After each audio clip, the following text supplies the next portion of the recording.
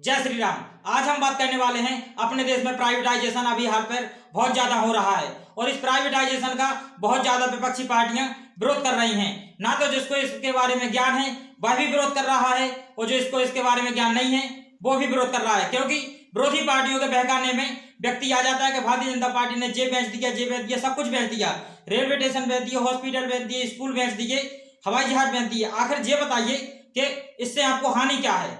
हम बताते हैं इसका कि बेचने का क्या फायदा है, क्या हानि है। जब आप ये बताइए कि आप कहते हैं कि हमने सरकारी संपत्ति को आप बेच रहे हैं, परंतु हमारे देश के नागरिकों को सरकारी संपत्ति की रक्षा करने का अधिकार ही नहीं है, ना वह शौक है कि वह सरकारी संपत्ति की रक्षा करते हैं, क्योंकि हमारे देश में प्रत्येक नागरिक उस वस्तु का भरण पोषण तो करना चाहता है परंतु उसकी देखभाल कोई नहीं करना चाहता। हमारे देश में लगभग 70% जनता ऐसी है जो कहती है कि सभी ने बेच दिया, ये बेच दिया, वो बेच दिया, कहते हैं रेलवे बेच दिया। आखिर ये बताइए कि देश की जनता को रेलवे का उपयोग करना आता है? नहीं आता है। रेलवे की जनता को सिर्फ में यह उपयोग करना आता है, देश की जनता को, कि उस पर फ्री में चलना, ना तो सरकार को कर देना, ना सरकार को बिल चुकाना जो उसका किराया लगता है। और रही बात जब रेलवे स्टेशनों पर जाते हैं तो वहीं पर गुटखा खाएंगे और थूकेंगे, पान खाएंगे तो थूकेंगे, ना तो उनको ये मतलब रहेगा कि कहाँ डस्टबिन है, कहाँ डस्टबिन नहीं है। उनको सिर्फ खाने से, और अगर ट्रेन में रहे तो वह उसी का ट्रेन में ही थूक देंगे। अगर आपने कभी लेटरिन बाथरूम वहां की देखी हो तो आपको मालूम होना चाहिए कि क्या स्थिति रहती है सरकारी ट्रेनों की, जब ये व्यवस्था सरकारी रहती थी। आपने आज तक कभी भी प्राइवेट बस पर चलकर वहां पर कहीं थूका है? एक भी कचरा नहीं डाला होगा, जो भी डाला होगा तो आपने डस्टबिन में डाला होगा, क्योंकि प्राइवेट संपत्ति की व्यक्ति रक्षा करता है, क्योंकि वह जानता है कि जो संपत्ति हमारी नहीं है, संपत्ति दूसरे की है। इसी प्रकार अगर ट्रेन बच गई है तो अब ट्रेनों की रक्षा होगी, और जो फ्री में चल रहे थे, जो ट्रेनों बचाते थे, वो बिल नहीं देते थे, किराया नहीं देते थे, अब वो समय समय पर किराया देंगे। जाएंगे तो किराया देंगे, नहीं तो वो जाएंगे नहीं तो किराया नहीं देंगे, क्योंकि जब जाओगे नहीं तो किराया किस चीज बात कर दोगे। परंतु जब वो सरकारी थी तो व्यक्ति जाता तो सभी थे परंतु किराया नहीं देते थे। अगर आप खजुराहो से दिल्ली के लिए जाते थे तो फ्री में चले जाते थे, परंतु छतरपुर से खजुराहो तक जाने के लिए आप अगर बस पे जाते हैं तो 1 रुपए भी कम नहीं देते हैं। आखिर क्यों नहीं देते? क्योंकि ये प्राइवेट संपत्ति की ताकत है। जैसे ही प्राइवेट संपत्ति की ताकत आ जाती है तो आप व्यक्ति अपने आप समय अनुसार वो बदल जाता है, क्योंकि वह जानता है कि ये संपत्ति हमारी नहीं है, जो दूसरे की है, उसकी जिम्मेदारी है कि वह संपत्ति ले। अब रही बात स्कूलों की, तो कहते हैं कि स्कूल प्राइवेट संपत्ति कर रहे हैं, परंतु इनको प्राइवेट संपत्ति अगर नहीं भी कर रहे हैं तो उनको कर देना चाहिए सरकारी स्कूलों को। क्योंकि आप ये बताइए कि जो जिसके भी गांव में सरकारी स्कूल है वहां पर वृक्षारोपण रहते हैं, फूल रहते हैं, खिड़की रहते हैं, दरवाजे रहते हैं। आप ये बताइए कि गांव की 70% जनता और लड़के ऐसे होते हैं जो वहां के फूल तोड़ते हैं, पेड़ तोड़ते हैं, और रही बात उनकी तो खिड़की भी तोड़ते हैं, कांच भी तोड़ते हैं। आखिर ये क्यों तोड़ते हैं? क्योंकि वो सरकारी संपत्ति है, क्योंकि व्यक्ति ये नहीं चाहता है कि सरकारी संपत्ति हमारी है। अब रही बात वहां का प्राइवेटाइजेशन होगा तो आप प्राइवेट स्कूल की आपने भी फूल तोड़ा है?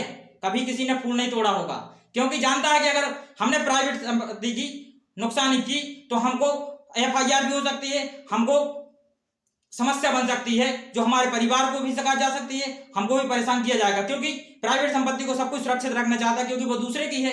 और सरकारी संपत्ति है तो वो सबकी है, परंतु उसकी रक्षा करना कोई नहीं चाहता, क्योंकि स्कूलों में जाएंगे। और रही बात वहां के राशन पानी और जो भोजन वहां पर चलता है और बनता है, तो उसमें दाल देखिए कि उसकी दाल कैसी रहती है कि आप 1 किलो दाल लगभग 500 बच्चों के लिए हो जाती है जो वहां पर पढ़ते हैं। ये क्यों है? क्योंकि वो सभी की है।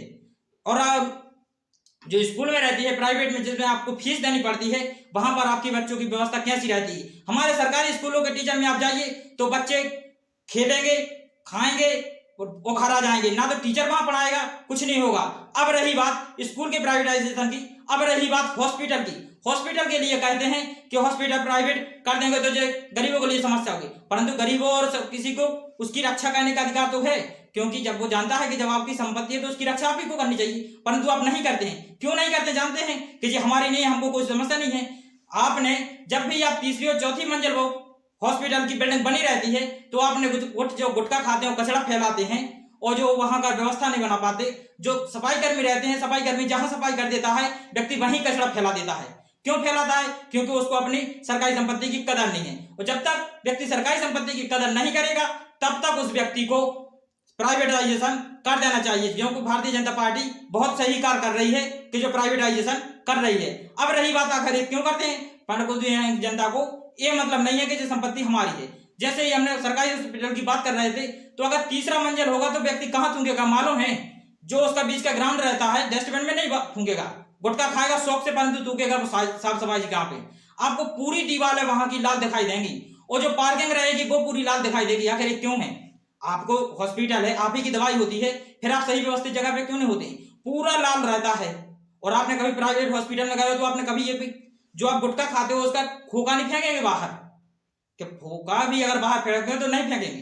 क्यों नहीं फेंकते जानते हैं? आपको भय रहता है कि प्राइवेट संपत्ति का भय रहता है। अब रही बात सरकारी डिपार्टमेंटों की, तो सरकारी डिपार्टमेंटों को भी प्राइवेटाइजेशन हो जाना चाहिए, क्योंकि हमारे यहाँ जो 8 घंटे का सरकारी कर्मचारी जॉब करने के लिए आता है, तो 8 घंटे वो 4 घंटे तो चाय नाश्ता पानी और गुटखा बस खाता है।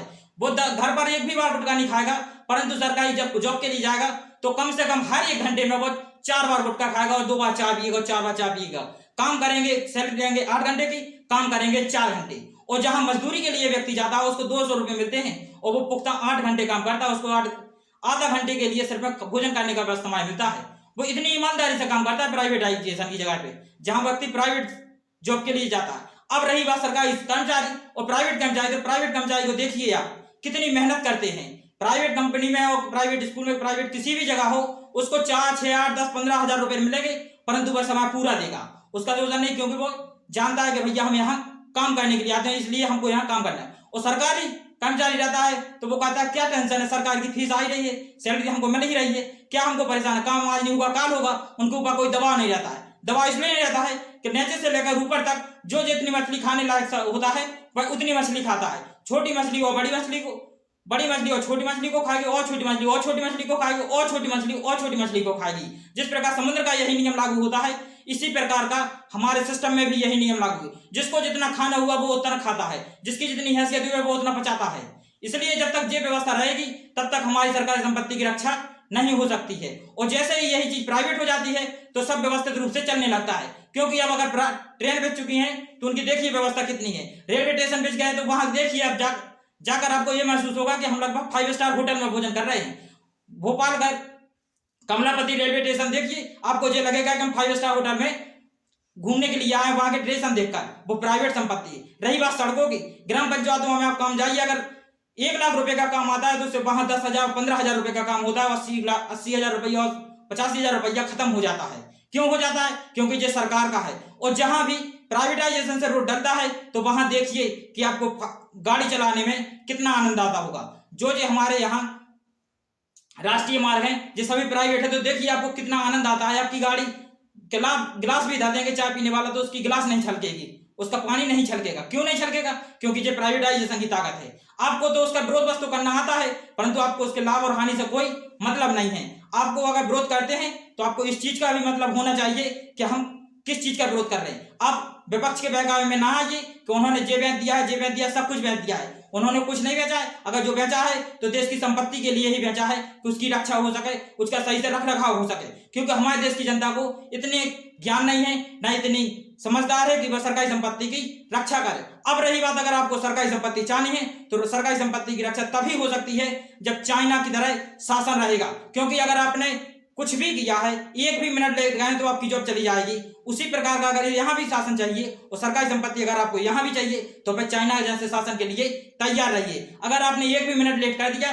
तो आपको उस दिन की पूरी सैलरी नहीं मिलेगी। अगर आपने 1 भी जगह थूक दिया तो आपको खुद साफ करना पड़ेगा या फिर आपको चालान रहेगा।